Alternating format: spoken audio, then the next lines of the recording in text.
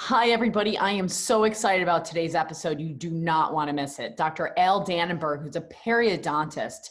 However, he has quite the journey that he is here to share with you about nutrition, about fighting cancer. How about the fact that last September, this gentleman was in hospice, and I am now talking to you 9 months later. And his CAT scan is clear. So we really need to delve deep into what he's doing nutritionally, what was going on with him to begin with. And Dr. Danenberg has been on the podcast circuit, but I think this will be a different interview. If you've heard his previous interviews, you definitely don't want to miss this one. And we also delve into plaque and why plaque is actually good for you, plaque on your teeth. So enjoy this incredible episode with Dr. Danenberg.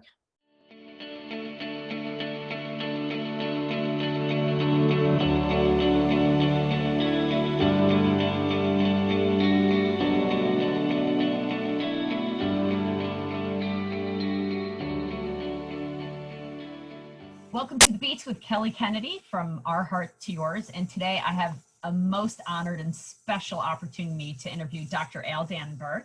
And I just became acquainted, honestly, with Dr. Danenberg a few weeks ago.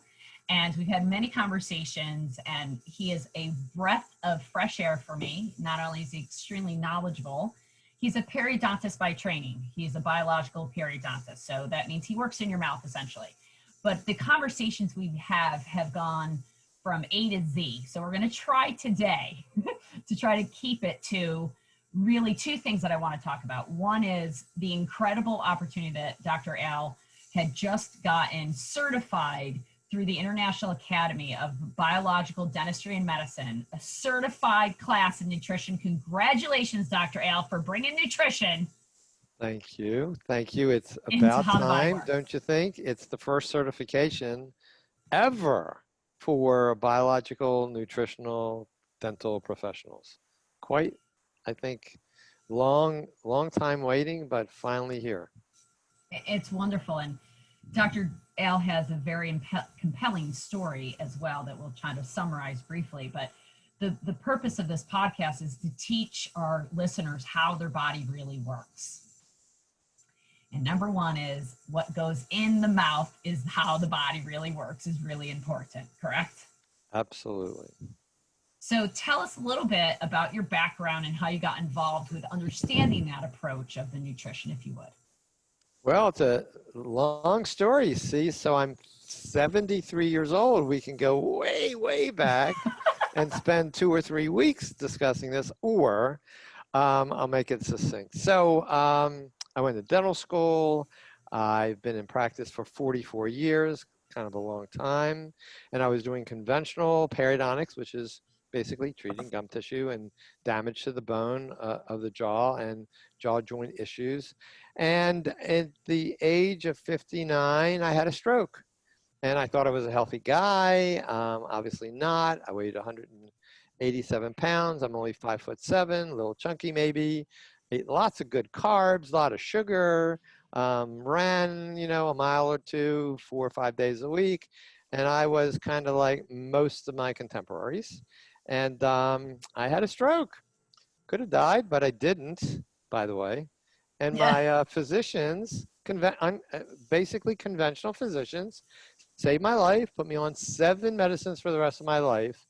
And I asked them, so what the hell caused me to have a stroke? And they said they really didn't know. And I said, what could I do to prevent this from ever occurring? And they said, well, eat a healthier diet and do some exercise. And I thought I was doing that. So that didn't make sense. And I said, well, when am I going to get off these medications, these 7 medicines? And he said, well, you're going to have to take this for the rest of your life. None of this made sense to me. So I did a little investigating. Unfortunately, I went to the organizations that most people would go to, like the American Heart Association, American Cancer Society, the American Diabetes Association, just to find out diet and lifestyle. What did I need to do to become healthy? Because certainly these 3 organizations knew everything about health, right? not right. So I That was followed. sarcasm for those that you didn't recognize it, just so you know. So I followed everything, and let's fast forward from the age of 59 to 66. I lost a few pounds, still on 7 medicines. And at the age of 66, I found a phenomenal course, 5-day nutrition course for healthcare professionals at the Kripalu Center for Yoga and Health, of all places. Went to the course, loved it. Like I said, it was 5 days, very intensive. And I learned, number one, that almost everything I was doing was wrong. And I learned about primal nutrition and primal lifestyle, which blew me away. And that's when I started understanding really nutrition at the age of 66. So, you know, dogs can learn new tricks. Oh, dogs can learn new tricks. So I went home and I told my wife, and she and I bumped heads for a little while, and she agreed to give me 30 days to make some changes. So basically, I was starting to eat paleo type of a diet, got rid of all the non-paleo foods in the house, took 7 bags of groceries to the Bank. yeah, food bank, thank you. And then we had no food in the house. So we had to start learning how to shop for organic fruits and vegetables and pastured meat and wild-caught fish, but we did. And from the age of 66 to 71, I would have called myself the senior poster boy for primal health or a healthy lifestyle. And I started to incorporate the concepts of what I learned at the age of 66 with my periodontal patients. And they were getting amazingly healthy results if they followed what I suggested. And most of them didn't, but a few were really getting excited about it. So within 2 years, from the age of 66 to 68, I lost over 35 pounds without dieting. But when you balance your hormones, your body loses this unhealthy fat. And this is how the body really works. First of all, Exactly. it needs proper nutrition. It needs quality nutrition. It doesn't need to be processed. That's actually against how the body works, Yes. right? And so you went to like primal, meaning instinctual eating, right? Primal. Correct. Yeah, basically paleo, no processed foods, no grains, no legumes, no pasteurized milk, no processed sugars, no processed vegetable and seed oils, which are highly inflammatory, none of this stuff. Basically, the pastured and wild-caught animal products, nose to tail, vegetables, fruits, nuts, and seeds for the most part. And within 2 years, I was off all 7 medications. So I dropped all this weight, no medications. I was really doing well. And I was writing and lecturing and doing phone, virtual consults all over the world. And well, that's how I started with the nutrition. So let's just take a pause for a second. Yeah, let's just take a pause and get people to understand. Here's a gentleman that was already eating and living a relatively healthy lifestyle, so he thought. Then he has a stroke, and everybody says, we don't know how to prevent it. We don't know how to stop to get another one, but here, you're going to take these 7 medications for the rest of your life. And he goes, wait, let me look at all the authorities in America, the Cancer Society, the Diabetes Society, whoever it is. And I was looking for it on my phone. I couldn't find it. But just the other day, I thought I took a screenshot. I just typed in, how do you boost your immune system? It was the most ridiculous list I've ever seen. Yeah. Like, there's just lacking knowledge, right? So that's what he found, lacking knowledge. They don't know much. So then he ended at the Kripalu Center for Yoga and Health to try to figure out how to eat differently. They gave him a new perspective on food and on health and how the body works. Let me interject, though. Yes, this is not the philosophy of Kripalu Center for Yoga and Health. This is a course, and they have many, many courses with professional experts that they bring in to do this course. And it's not like it's always offered. It was offered. I found it, and it was amazing. Because, you know, the Kripalu Center for Yoga and Health is basically vegan vegetarian. Right. And this was more about organ meats and fats and that kind of stuff. Absolutely. Okay. Animal. So then now fast forward, it's been 5-6 years. You've been doing this diet. Everything's going well. And then. So. And that's how your body really works. Nutrition. Wait, I'm sorry. I had to interrupt. Because when you change your diet, let's get real, he got off of all 7 medications. Not Oh, because I needed them and I wanted to stop them. It's because I didn't need them any longer, that's right. because I've healed my body to the point where it was functioning as it should. And he was not able to get that from the Western medical allopathic community. He did that upon his own research, and now he's here to help others, not like this podcast, but he continues to do telemedicine and helps people, and we'll continue to talk about that. But this is how the body really works. It doesn't have a deficiency in 7 medications. Right. And there are ways that he changed his internal environment. He changed how his body, what it was, because you're only what you eat. And he changed what he was eating, and he changed his lifestyle, and he was able to get off those 7 medications. Yet his story is still not over. You think that's good? Wait till you hear this part. Okay, go. So there's some, yeah. The ball will drop soon. So, Yes. so April 2018, I'm speaking all over the country, and so I'm speaking at the PLAQUE meeting in Austin, Texas. I live in Charleston, South Carolina. I have to travel through Atlanta Airport. So I go to Atlanta, get my connection, but between one flight and the other, I walk concourse to concourse, generally with my bag that I carry on my shoulder. And as I walked through, my shoulder was really getting sore. Very unusual, but it did. I went to Austin, did my speech, came back to Charleston, and my shoulder was still sore. I knew that I pulled a muscle or tore a ligament or whatever. It's kind of bizarre, but it was there. Then it kind of transferred to my back and then moved around to my front sternum area. And I'm a little pig-headed, and so I didn't do anything about it other than complain to my wife, of Oh, the course. male species. Yeah, I I love know. the male Yeah, species just like, so very much. just like, you know, in your car and you don't want to get directions or look at a map, you know everything, right? And he's a So doctor, so that goes to boot, right? He's always a tough patient when they're doctors. oh God. Love you, So love you, love you. it's terrible. So, but anyhow, so I finally see my physician, who's a friend of mine I've been seeing for 35 years, and I see him in August of 2018, 18. and he looks at me, he says, yeah, you're sore, what's going on? I said, I had no idea. So he said, let's do some blood work. He did that. He also did a CRP, which is a C-reactive protein, looks for inflammation. And it comes back, everything is normal, except the CRP is a little abnormal, which is not usual for me. And he says, let's do an MRI, figure out what's going on. We do an MRI, and he calls me when it's done, and he asks me on the phone, do you want to come into the office, or do you want to talk on the phone? I said, just, you know, how bad could it be? Just tell me what's up. And he starts to kind of joke around, and he said, did you fall down some steps? Did somebody beat you up? And I said, of course not. What are you talking about, Bobby? And he said, I see on this MRI a soft tissue mass on the side of your spine, about 2 centimeters in diameter, 2 broken ribs, 1 vertebral compression fracture, and a hairline crack of your pelvis. And I said, what?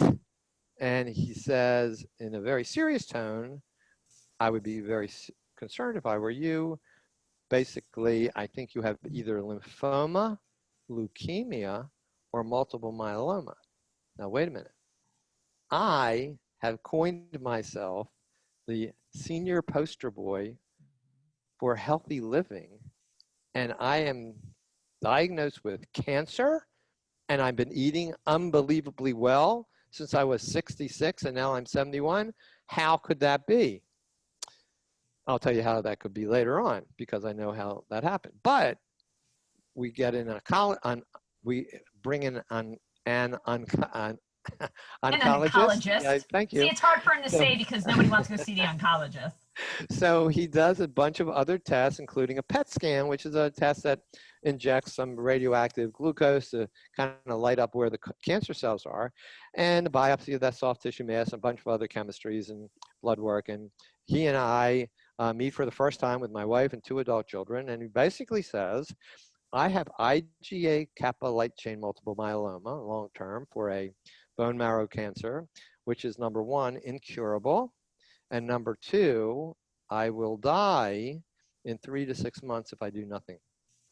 This was April of 2018. Well, this is August. Oh, this August, is, I'm sorry, yeah, August of yeah. 18. So the diagnosis is right in the middle August. of September Okay. of September 2018. 18. And so what he says, what you need to do is we'll start you right away. We'll get it set up for tomorrow. We're going to do a cocktail of chemotherapy drugs. Maybe we'll do radiation on your chest because of so much pain because I couldn't even breathe. And stem cell therapy wasn't really indicated for me. And I said, well, wait a minute. You said that this is incurable. And he said, well, what will happen is these chemotherapy drugs will put you in remission. And you'll be good for a few years probably, and the disease will come back. And then we'll need a new set of chemotherapy drugs, but the previous won't work anymore because it would be more advanced. It would need to be more caustic. And then eventually none of the chemotherapy drugs would work. And eventually I would die from multiple myeloma, but I would have longevity. That didn't mean anything to me, longevity, because all along, the quality of my life would be declining. I see how cancer patients look when I go to the cancer clinic. So I might live longer, but I'm not going to have any quality of life. Well, it's going to decrease and it's going to get worse and worse. Right. And so I'm thinking, why would I put so many archaic chemicals in my body that would destroy my immune system?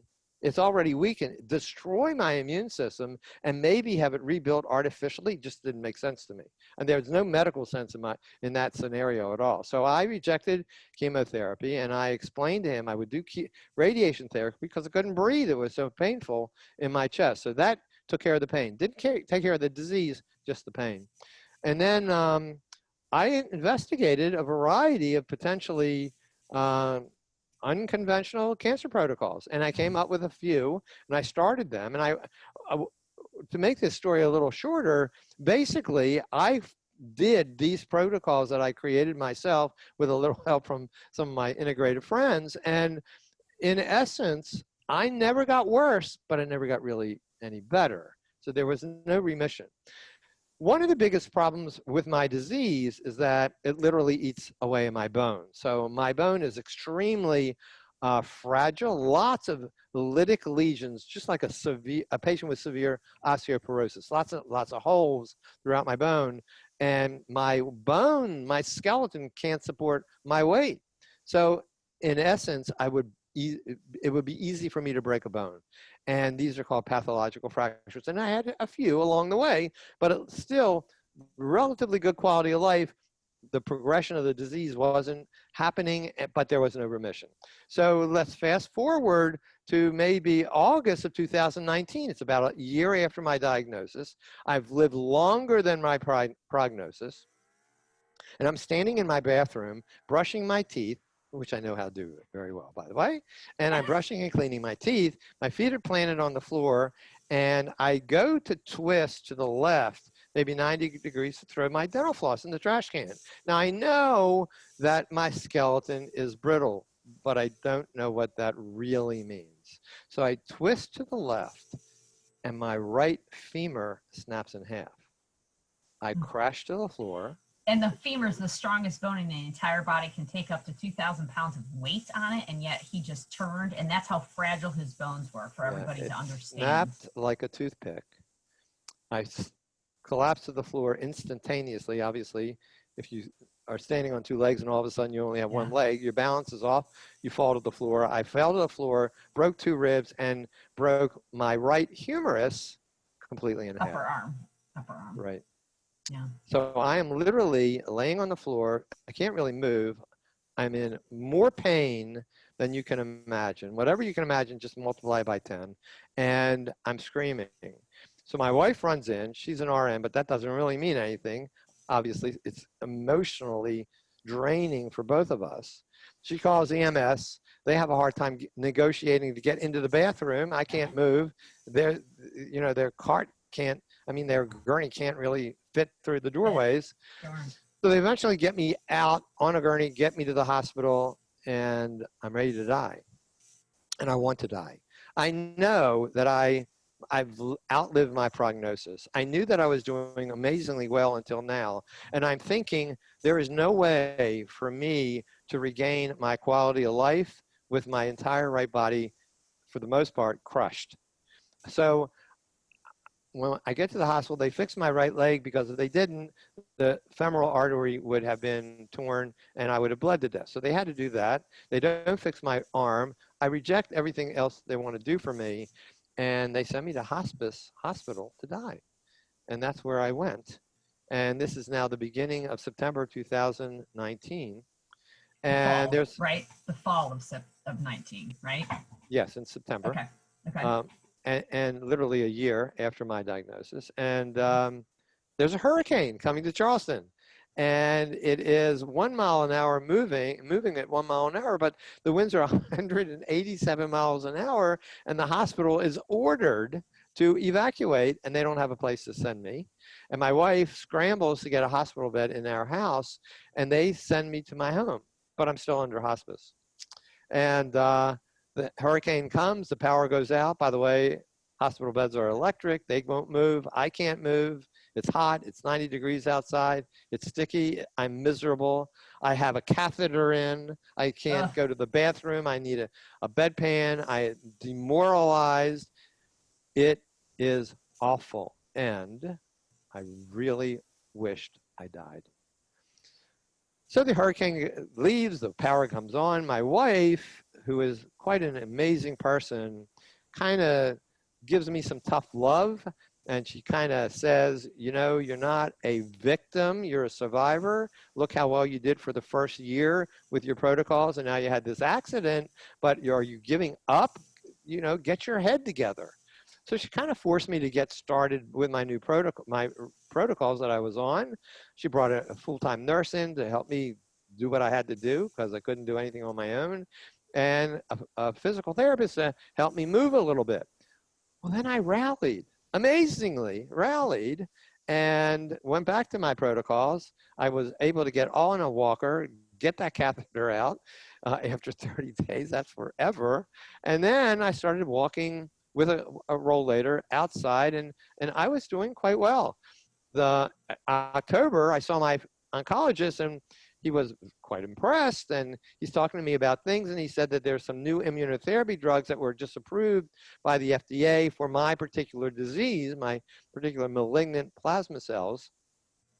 So we start those, and I incorporate that with my unconventional protocols, and I'm doing quite well. So fast forward to May of 2020, and he says to me, let's get a new PET scan, see where these cancer cells are in your body. So I had the original one when I was diagnosed. I had one around June of 2019 just to check and see where they were, and they were still everywhere. So I had this new PET scan May 8th, 2020. And that night, my oncologist calls me at home, and he says, get your wife on the phone, speakerphone, and he reads the report, which says from the radiologist that there are no visible active cancer cells throughout my entire body. Wait a second. And I ask him, George, just read that again. Read that one more time. Because I have a disease that is incurable. I should have been dead. At least there should be all these cancer cells that are playing games, and there are none on the PET scan. Now, in reality, the PET scan doesn't tell everything. There are some malignant remnants still in my body. I am not in remission. I certainly am not cured, but I feel phenomenal. I have lots of energy. I do what I do. Do you think I look like a guy that is on his deathbed, which I was? So and mentally, nutrition your brain is amazing. You know, I talk to a lot of people, and you remember everything that we've talked about. You remember times better than I do. Your memory is stellar, like stellar. Well, thank anybody, you. Not for just a 72 or 73. Like I need people to understand that, because, you know, I mean, if you're hospice and you're feeling horrible and you're hot and you can't move, and 99.9% of people would have given up. And God bless your wife. I can't wait to meet her to spark you and get you to say, hey, you were doing it. You were on the path. You had a setback. So you give up, Yeah. you know, and that's great. And she's got you here. But the reality is I have setbacks, Sure. emotional setbacks. I go into some severe states of depression, but very rare. And I do. I really fall down this abyss. And my wife is there to help me. But, you know, she has issues too. We support one another. But she's strong when I need her to be strong, and she does quite a phenomenal job. And, you know, mental attitude is everything too. I mean, if you're looking at the medical science, stress, emotional stress can totally damage your gut microbiome and the epithelial barrier of your gut, and you could have everything else correct except the emotional stress that's not under control. So stress is a big factor. It's not an easy thing for me to control, but stress is a big factor. But sleep is important. Exercise is important. All the toxic issues in our environment need to be at least addressed and avoided if possible. For the stress element, just saying, Dr. Al, that I'm going to be in Charleston just in a week or so, and I'm going to do a Sound the Soul with you, and that's going to help you tremendously, and your wife, to de-stress you, because that's where the heart rate variability gets your own heart rate variability gets converted into light and music. Yeah. It gets converted into light and music back to you. So I do some therapy that is kind of not the same, but the purpose is to put me in a parasympathetic state, which is pulse electromagnetic field therapy with the proper harmonic frequencies. But basically that therapy, and that's part of my protocol. So I have a variety of protocols, not a whole lot, but a variety that makes sense to me, and I think has created a passion for what I'm doing now, and that is trying to put the word out to people, but also I have influence in a very positive way my immune system. So my immune system theoretically should be shot because I have a disease of plasma cells. That's what makes antibodies, and antibodies are required to fight infection. If you don't have the antibodies, you're going to die. That's why COVID patients have so many problems if they have comorbidities, because their immune system is shot. They can't fight any other invader, especially an aggressive invader. So I know that my immune system is pretty good compared to what it should be, because a month or two before the COVID thing in Charleston, my oncologist and his assistant had a severe case of the flu. And I had to see them, and they had a mask on. They had red eyes. They were sneezing. They were drooling. I mean, half of the staff in the hospital had the flu. By the way, the staff in the hospital and all the doctors are required to take the flu shot. That gives you an idea of what's going on with the flu shot. So I am thinking, although they have masks, I'm in this small room with them, and who knows what's going on as I walk in and out of the cancer clinic. I'm thinking I'm going to come down with something, and I'm really upset about it. And this is before COVID. I didn't even know that COVID was a problem yet. Right. And I didn't have a sniffle. Now, I can only tell you everything I'm doing is supporting eventually my immune system. So even though I have a malignancy of plasma cells, something is working right. That's my story. I mean, there are no words after that story, right? I mean, this is a man who was in hospice, and now if it wasn't for his diligence, we wouldn't have the first nutritional class in dentistry in the world. Like that's what you've been able to accomplish as part of your legacy, only part of your legacy, Dr. Al. But this is important for people to realize. And I know Dr. Porcelli, when he and I were speaking, one of the things that you guys had gotten together about years ago was that you both realized that a lot of the clients that were coming to see you for the periodontics, for the cosmetic dentistry or remediation, they had a litany of issues.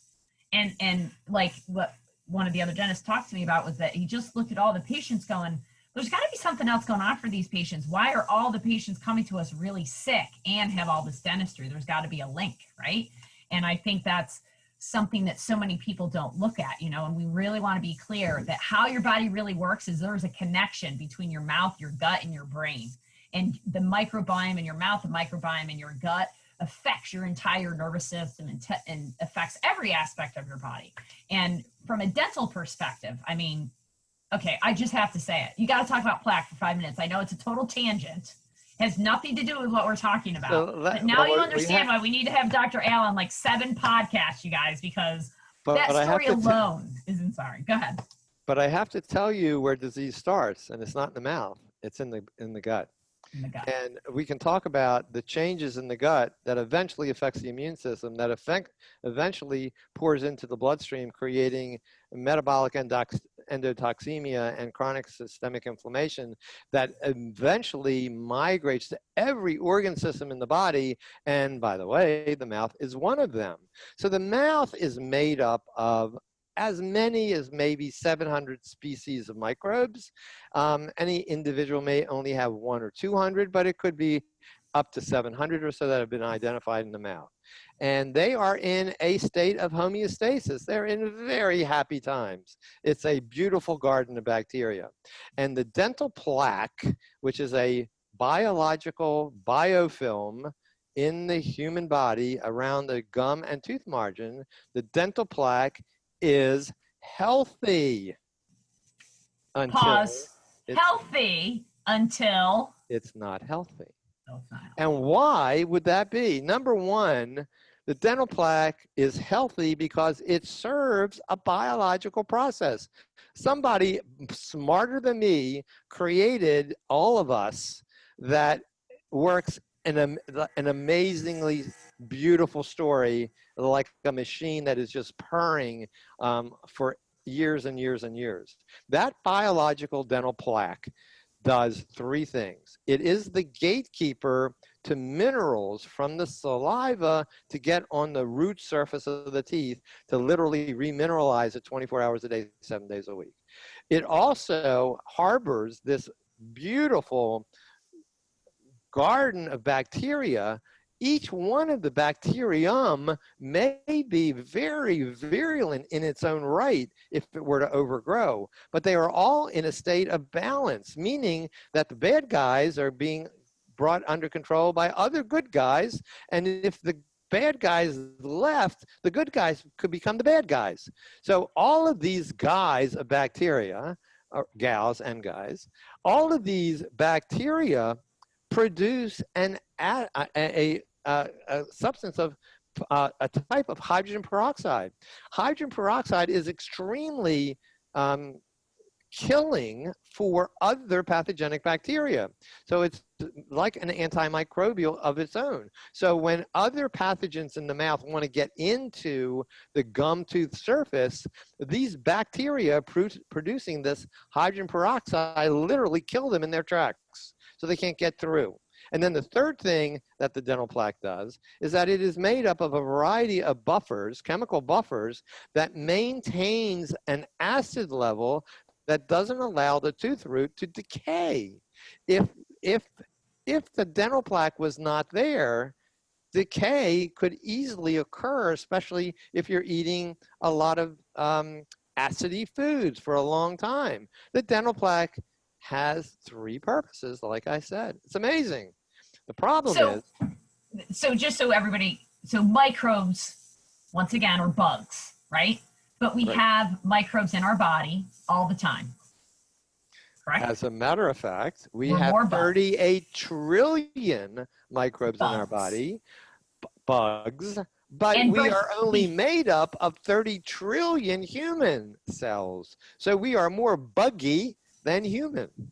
Thank you for saying that. And that was my point. So I think a lot of people go, microbes are bad, and people have this concept that there's good bacteria and bad bacteria. But just like you said, there's not good plaque or bad plaque. It's just the bacteria behaving bad, or the plaque is behaving bad, given the environment that's allowing it to be healthy or not, because your body is its own ecosystem. It has all sorts of stuff going on all the time. And so the plaque does 3 things. 1, it helps with mineral absorption from the saliva.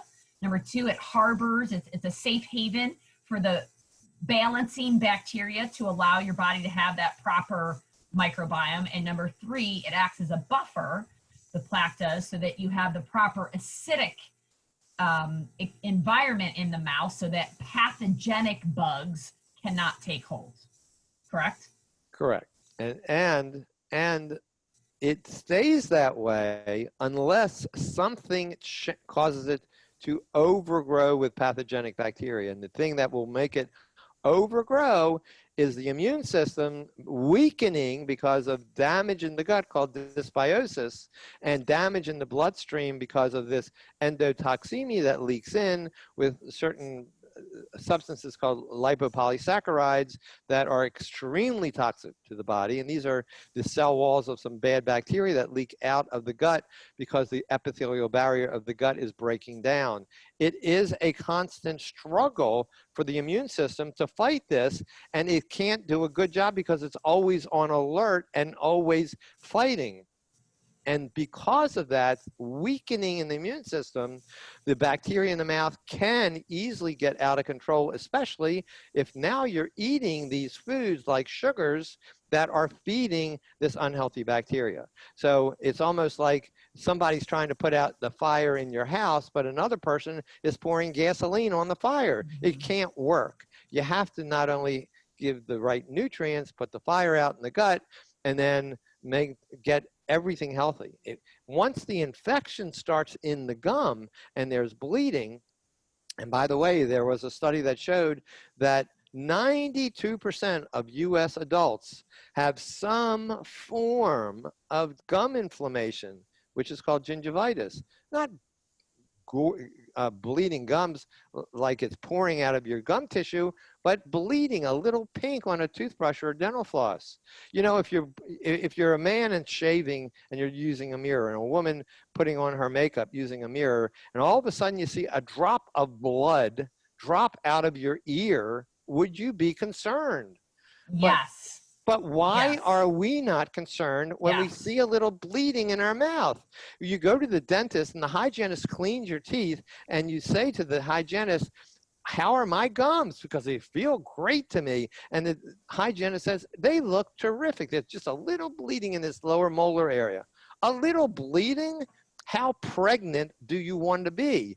Bleeding is bleeding, and it should never bleed. When you brush your nails under the cuticles because you have dirt and you're scrubbing your nails, do you ever think that you should see a drop of blood come out of that area? And so what does that indicate? I mean, this is great information. People are just, I hear all their little brain cells popping up and going, oh my gosh, plaque is good. Oh my gosh, my gums bleed all the time when I floss, when I brush. So what does that indicate?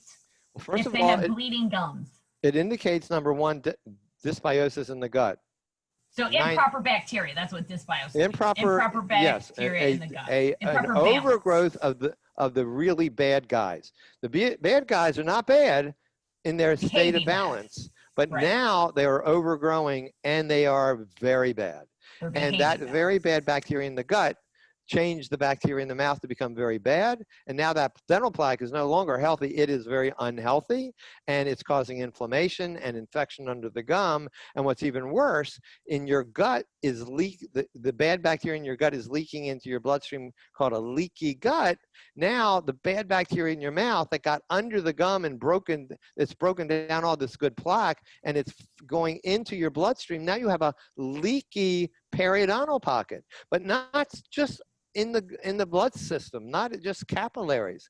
That bad bacteria and all of its infectious products and inflammatory products get into the lymph that eventually gets into the circulation.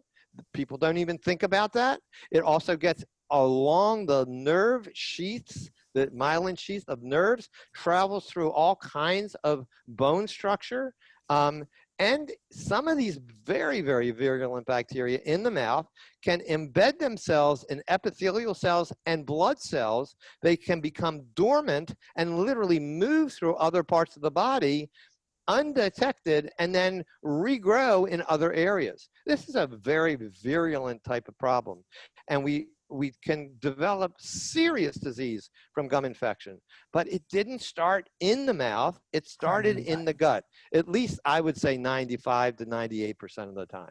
And that's improper foods, acidic foods, too much of one type of food, protein or whatever, or excess of But any Any one stressor, thing. so emotional stress, dirty Emotions. electromagnetic fields, improper sleep habits, over-exercise creating oxidative stress, under-exercising.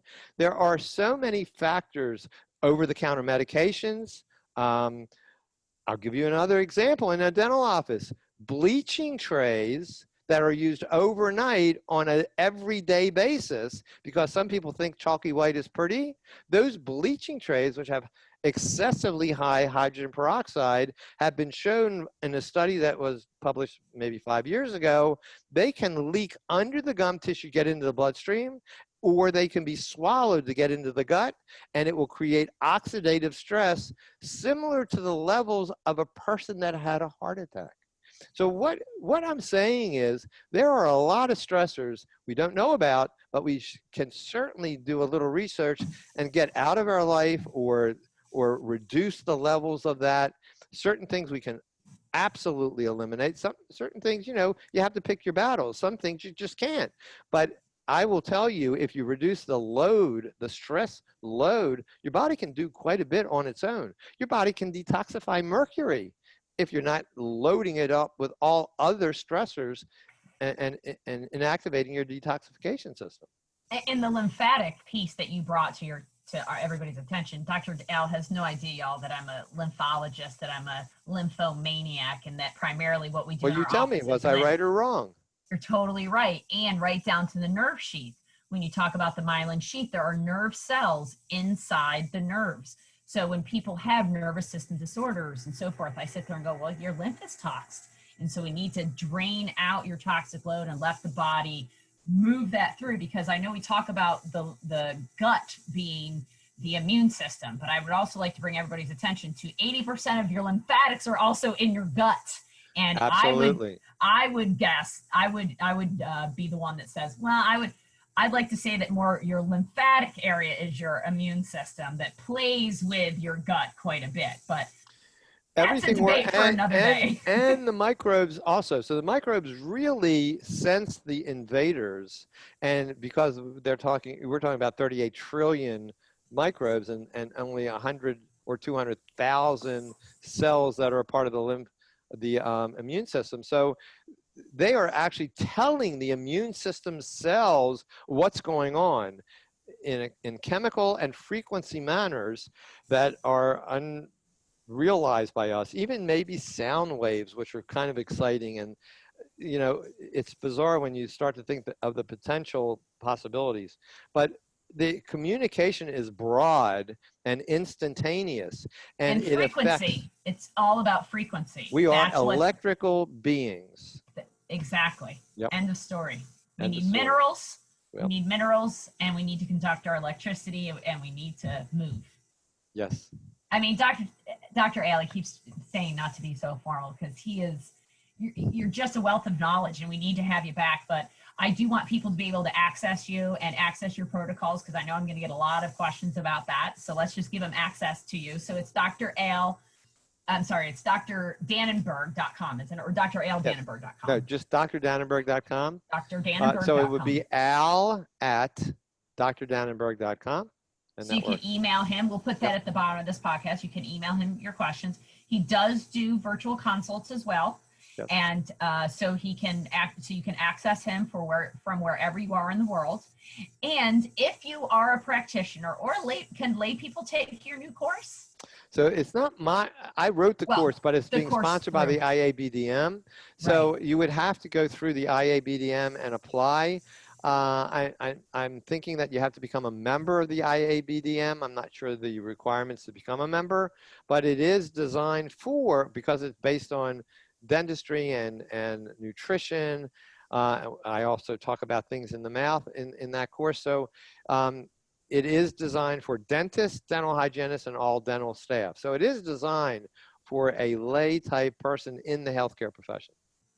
And so if you know somebody that's interested, please access that information or reach out to us. And you're also on Facebook, Twitter, LinkedIn, yes. Correct? Yes. So he's full of information. He's on the podcast circuit, folks. Are you trying to tell everybody that I'm full of it? Podcasts everywhere. No, you're full of information. You're full of, you're thriving, you know, it's like I am. When you tell your story, my father had cancer 7 times, and this is near and dear to my heart. He had Hodgkin's disease. And one of the reasons I got involved in this whole world was because I wanted to find a solution to how I never got cancer, in all honesty. And I wanted to find how I could prevent cancer. And much like you with a stroke, he ended up having a couple strokes at the end of his life and dying.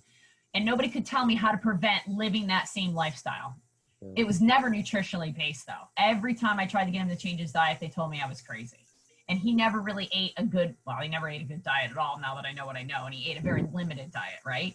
So I started changing my nutrition. I got into a car accident. My whole story changed, but I still come from the perspective that when I got introduced to European biological medicine, I started to understand how my body really works. And this is something that plagues America. They don't know how their body really works. And they think that it's too much for them to understand, that they have to leave it up to their doctor or their dentist to understand. And I know I've had clients that sit in front of me and I'm like, do you have any fillings? Do you have any root canals? They don't know. And how are people working in your mouth and you don't know what they're leaving you with? And it's time for us to wake up. And your immune system really could be from your head to your toes, because it's one ecosystem that's here to help you survive. That's what your immune system is. It's, can I survive? That's the immune system. It's working in conjunction to live. And every part of it, from your gut to your lymph to your nutrition, is a huge piece of it. And that's what Dr. Al is here to educate you all, that there are other ways to manage it. And you've got to be your own champion. You've got to be your own pick yourself up by your bootstraps, or have a great wife if that can do that for you, a great spouse. But I love what you said too about the emotional components, because one of my overriding themes with this podcast is, yes, I want people to know how their body works, but I want them to understand when their heart's in the right place, and when they come from love, and when they come from passion, and learning how to be better with themselves and be alone with themselves, then they're going to be better with every other person. And a lot of the healing will happen right then and there. Certainly. That leads into meditation and spiritual beliefs, not necessarily religious, but the soul and the energy of the soul, and what it is doing in our physical body. And I totally believe in that stuff. And that's why I want to gift you a Sound of Soul, because you've been such a gift to this world, and we want to make sure we get your resonance proper so you can be here for another 30 years, keep educating you, as long as you're living that amazing quality of life that you're continuing to live. I love you. Thank you. That's so sweet. Thank you. I look forward to seeing you in Charleston. Okay. Thank you all. And make sure to hit the subscribe button, hit the notification button so you know when we're here. And thank you for joining us for our podcast. Make sure to share with your friends. And thank you so much, Dr. Al. We will see you soon back here on The Beats with Kelly Kennedy. Have a great day, everybody. My pleasure. Thanks.